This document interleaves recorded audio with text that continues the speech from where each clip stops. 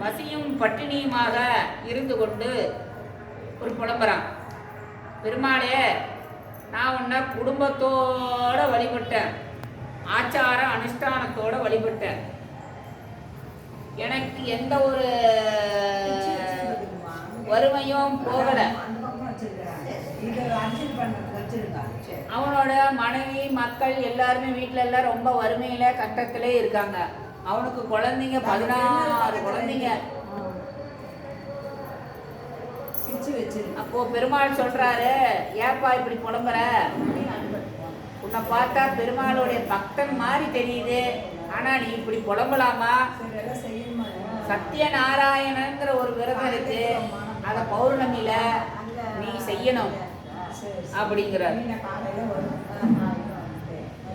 அந்த சத்யநாராயண விரதத்தை எப்படி செய்யறது, எங்க செய்யறது, என்ன கொண்டு செய்யறது அப்படிங்கிறார். சத்யநாராயணனுடைய அந்த விரதத்தை நீ பௌர்ணமி நாள் அதுவுமா செய், திருவோணத்துல செய், ஒரு நல்ல விசேஷ காலங்கள்ல செய். 5 பூஜைகளாக நீ செய்யணும். அந்த பூஜையை உன்னால முடிஞ்ச அளவுக்கு செய். எதுக்கு அது 5 பூஜைகளாக செய்யணும்னா, இந்த சத்யநாராயண விரதம் 4 வேதங்களிலே ரிக், யஜுர், சாமம், அதர்வணம் என்று சொல்லக்கூடிய 4 வேதத்திலே, கிருஷ்ண யஜுர்வேதத்திலே 2 வேதம் இருக்கு. கிருஷ்ண யஜுர்வேதம், சுக்ல யஜுர்வேதம், கிருஷ்ண யஜுர்வேதம்.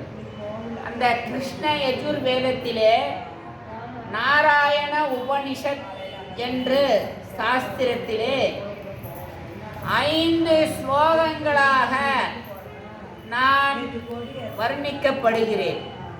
அந்த 5 ஸ்லோகங்கள் தான் நாராயணனுடைய மந்திரத்தை பற்றி விளக்கங்கள். 5 ஸ்லோகங்களாக 5 அத்தியாயங்களாக இருக்கின்றன. அதை தான் 5 விதமான பூஜைகளாக செய்ய வேண்டும். அந்த நாராயணனுடைய உபனிஷத்து தான் இந்த சத்யநாராயண பூஜையே. அந்த பூஜையை பண்ணினா அந்த நாராயணனுடைய அருள் உங்களுக்கு சாட்சாத்காரமாக சித்திக்கும் அப்படிங்கிறார். சரி, அப்படி அந்த நாராயண பூஜையை நான் செய்ய வேண்டும் என்றால் எனக்கு அந்த பூஜை செய்வதற்கு எனக்கு யார் மூலியமா கிடைக்கும் அப்படிங்கிறார். நானே உனக்கு அந்த பூஜையை ஆச்சாரியனாக இருந்து நானே உனக்கு செஞ்சு வைக்கிறேன். நீ இப்போ போ, பிரசாதத்துக்கு தேவையான அந்த 5 அத்தியாயம் சொன்னேன் இல்லையா, அதுக்கு 5 பூஜையாக 5 பிரசாதங்களை நிவேத்தியம் பண்ணணும் இல்லையா, நீ இப்போ போய் யாசகத்துக்கு போ, கேளு, உனக்கு வேண்டிய எல்லா விதமான பொருளும் கிடைக்கும் அப்படின்னு சொன்னாங்க. பெருமாள் சொன்னார். சொன்ன உடனே இந்த பிராமணர் என்ன பண்ணுறாரு, பூஜைக்கு தேவையான யாசகத்தை வாங்கிறதுக்கு யாசகத்துக்கு போகிறாரு. எல்லா விதமான பொருளும் கிடைக்கும். மகாலட்சுமியும் என்ன பண்ணுறாங்க, பெருமாளுடைய ஆணையின்படி அவங்க வீட்டுக்கு போய் கதவை தட்டி பட்டு புடவை, பீதாம்பரம், எல்லா விதமான நவமணிகள், நகைகள் எல்லாமே போய் மகாலட்சுமியை கதவை தட்டி 6 வேடத்தில் கொண்டு போய் கொடுக்குறாங்க. அவங்க குழந்தைங்கள்லாம் அந்த புத்தாடை போட்டு அணிகலன்லாம் போட்டிருக்காங்க. அந்த பிராமணன் பிக்ஷை எடுத்துக்கொண்டு வீட்டுக்கு வரான். என்னடா, நம்ம மனைவி பட்டுப்புடவை கட்டியிருக்கிறா, மகாலட்சுமி மாதிரி உடம்பு பூரா நகை போட்டுக்கா, குழந்தைங்கள்லாம் புது துணி நகையாக இருக்குது, எப்படி என்னன்னு. ஏதோ மகாலட்சுமி புண்ணியத்தில் ஒரு அம்மா வந்து நம்ம ஒரு சொந்த உறவுக்காரன்னு சொல்லி இந்த இதெல்லாம் கொடுத்துட்டு போயிருக்காங்க. எனக்கும் நாராயணன் இந்த மாதிரி அவதாரம் பண்ணி ரூபத்தில் நாராயணே வந்து சொன்ன மாதிரி இந்த மாதிரி ஒரு சத்யநாராயண விரதம்னு நான் கேள்விப்பட்டிருக்கேன். அவர் என்னை நாளைக்கு பண்ண சொல்லியிருக்கிறாரு. நான் பிச்சைக்கு போன எல்லா விதமான பொருளும் கிடச்சிச்சு அப்படின்னு மனைவிமார்கிட்ட சொல்கிறா. அன்னைக்கு இரவு பொழுது குதூகலமாக கழிகிறது. அன்னைக்கு இரவில் அவனுக்கு தூக்கமே இல்லை. நாளைக்கு சத்யநாராயண பூஜை பண்ணணுமே அப்படிங்கிற சந்தோஷத்திலேயே அதிகாலையிலேயே பிரம்ம முகூர்த்தத்திலேயே எழுந்து குளிச்சுட்டு வீடு வாசல் பெருக்கி மெழுகி கோலம் போட்டு சத்யநாராயண விரதத்துக்கு உண்டான அந்த 9 விதமான நவகிரகங்களுடைய கோலமெல்லாம் போட்டு கலசங்கள் வச்சு நவ தானியங்களெல்லாம் வச்சு எம்பெருமானுக்கு எல்லா விதமான ஏற்பாடுகளையும் செய்து வைத்தான். ஆச்சாரியரை எதிர்பார்த்தான் பூஜை செய்வதற்காக. நாராயணனே சத்தியநாராயணனே சத்தியமா சொன்ன மாதிரி ஆச்சாரிய ரூபத்திலே வந்தார். வந்து பூஜை செய்யறதுக்கு நாராயணன் பூஜையை நாராயணனே பண்றான். பண்ணும் பொழுது அங்கே அக்கம் பக்கம் இருக்கிறவங்க எல்லாரும் பூஜைக்கு வராங்க. நாராயணனே நாராயணன் பூஜையை நாராயணன் பூஜையை பண்றான். நாராயணனுடைய உபநிஷத்து தான் நாராயண மந்திரம். அதில் 5 அத்தியாயங்களாக சொல்லப்பட்டிருக்கிறது. அந்த 5 அத்தியாயங்களை சொல்லி 5 பூஜையாக பண்ணணும். அதுதான் 5 கதைகளாகவும் இருக்கின்றன.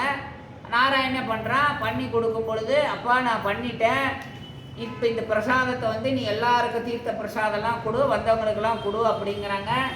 தீர்த்த பிரசாதம் கொடுக்கறதுக்கு இந்த கலசமெல்லாம் எடுத்து தீர்த்தத்தை கொடுக்கும்போது பார்க்கும் பொழுது நவமணி பொற்காசுகள்லாம் குவிஞ்சிருக்கு. சாமி நீங்கள் வந்து பூஜை பண்ணீங்க, இந்த கலசத்தில் பொற்காசுகள்லாம் நிறைஞ்சிருக்குது அப்படிங்கிறாங்க. இந்த காசுகள்லாம் எல்லாருக்கும் பிரசாதமாகவே கொடு, இதை வைத்து கொண்டு எல்லாரும் இந்த பூஜையை அவரவர்கள் தொடரங்கட்டும். உன்னை மாதிரி எல்லாரும் இல்லாதவங்க தான், உன் மூலமாக இந்த சத்யநாராயண பூஜையை தொடரட்டும் அப்படின்னு சொல்லி அவர் ஆசீர்வாதம் பண்ணிட்டு அவரும் மறைஞ்சிடுறாரு. அப்புறம் வந்து எல்லாரும் பிரசாதம் வாங்கிட்டு போகிறாங்க. பிரசாதம் வாங்கிட்டு போகும்பொழுது அந்த பூஜையை நடந்து பிரசாதம் வாங்கிட்டு இருக்கிற நேரத்தில் ஒரு விறகு வெட்டி அந்த பக்கமாக இருந்து எங்கேயோ இருந்து வரான்.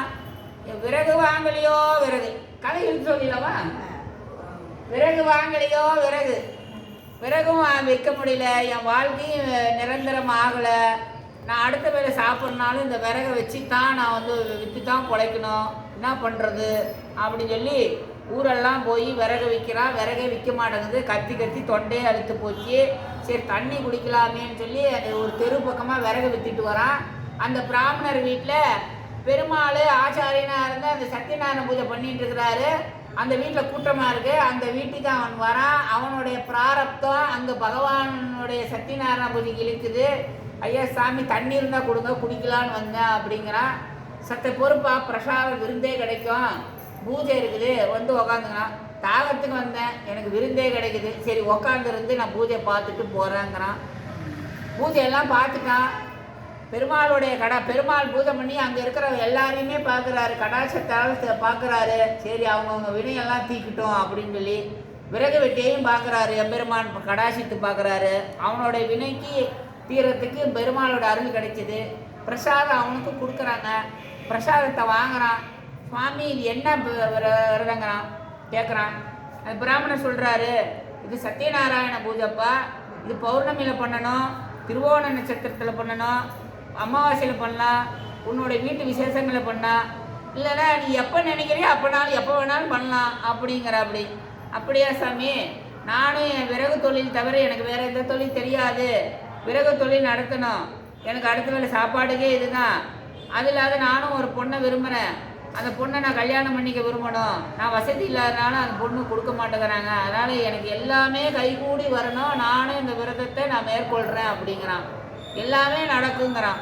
சரின்னு சொல்லி அந்த பிரசாதத்தை சாப்பிட்டுட்டு விறகு வைக்க போகிறான். பெருமாள் மேலே பாரத்தை போட்டு அவனுக்கு எல்லா விறகுகளும் விற்று போயிடுது. அவனும் பூஜையை பண்ணுறதுக்கு ட்ரை பண்ணி முயற்சி பண்ணுறான். அப்போது இந்த பிராமணன் வீட்டில் பூஜை செஞ்சானோ அந்த பிராமணரையே கூப்பிட்டு வந்து, பெருமாளே உங்களுக்கு ஆச்சாரியனாக இருந்து பண்ணி கொடுத்தார், இப்போ அந்த பெருமாள் உங்களுக்கு உத்தரவு கொடுத்துட்டாரு, அதனால் இந்த பூஜையை இப்போ நீங்கள் எங்களுக்கு ஆச்சாரியனாக இருந்து நடத்தி கொடுங்க அப்படிங்கிறாரு. அந்த ஐயரே வந்து நடத்தி கொடுக்குறாரு. நடத்தி கொடுத்து விறகு வெட்டி சத்யநாராயண பூஜை பண்ணுறான். நாராயண உபனிஷத்தாக இருக்கக்கூடிய இந்த சத்யநாராயண விரதம் 5 பூஜைகளாக வர்ணிக்கப்பட்டது. 5 விதமான பூஜைகள் நடத்தப்பட்டது. அவனை தேடி வந்தவங்களுக்கு எல்லாருக்கும் பிரசாதங்கள்லாம் கொடுத்தா. அவனுடைய பிரச்சனைகள்லாம் தீர்ந்தது. சத்யநாராயணனை சரணமாக அடைந்தான். அவனுடைய விறகு தொழில் நல்லபடியாக போனது. அவன் மூலியமாக அந்த விறகு காட்டில் இருக்கிறவங்க எல்லாம் விறகு வேடவாசிகள் எல்லாம் சத்யநாராயண பூஜையை செய்ய ஆரம்பித்தார்கள். இவனுடைய கல்யாணமும் நல்லபடியாக நடந்தது. குடும்பமும் குழந்தைங்களோட சுபிட்சமாக நல்லபடியாக வாழ்ந்து வந்தான். முதல் அத்தியாயம் நிறைவடைந்தது.